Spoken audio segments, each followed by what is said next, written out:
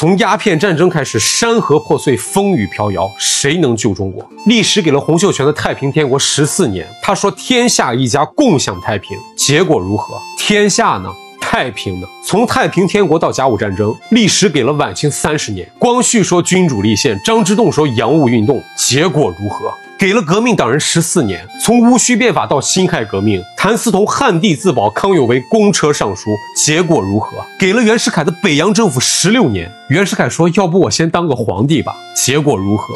从大革命到抗战胜利，给了老蒋的民国21年，老蒋说攘外必先安内，结果如何？从南昌起义到遵义会议，给了王明和共产国际8年，他们说只要学习马克思和列宁就能救中国，结果又如何？这些人你方唱罢我登场，历史没有给过他们机会吗？从1840到1940，整整100年啊，中国有变好哪怕那么一点点吗？他们结束这该死的乱世了吗？要不要看看另外一个100年长什么样子？从1921到2024，建党103周年。但我们真正登上历史舞台，其实要从1935年遵义会议开始。那个时候我们有什么？不到3万的残兵败将，离全盘覆灭只差一步。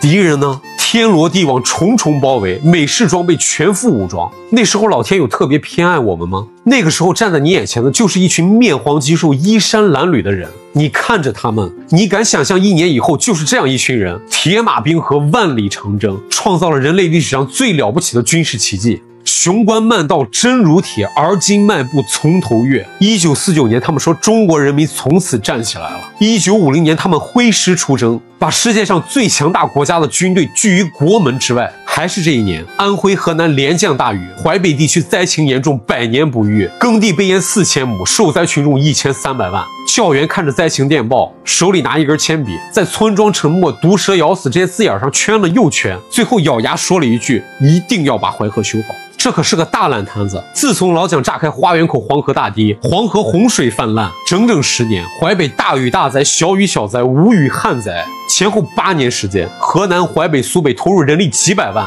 治理河道175条，修建了9座水库，4600多公里的防洪堤。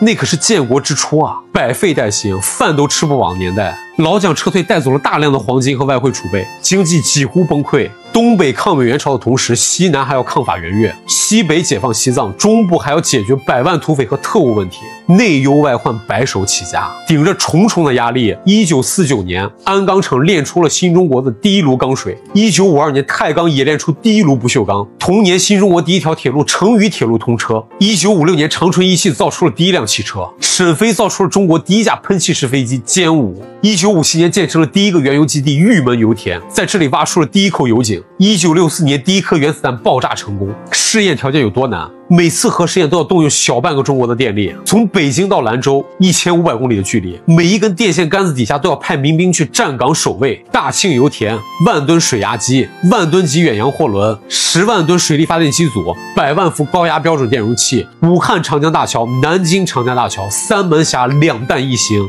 这些都是属于那个年代的军功章，他们是中华复兴的基石。回头看这100年，我们用前50年的时间打好了地基，之后的50年，上9天揽月，下5洋捉鳖。2024年，我们终于可以说一句：不负前辈所托，何不乘风，好去长空万里，看尽山河辽阔。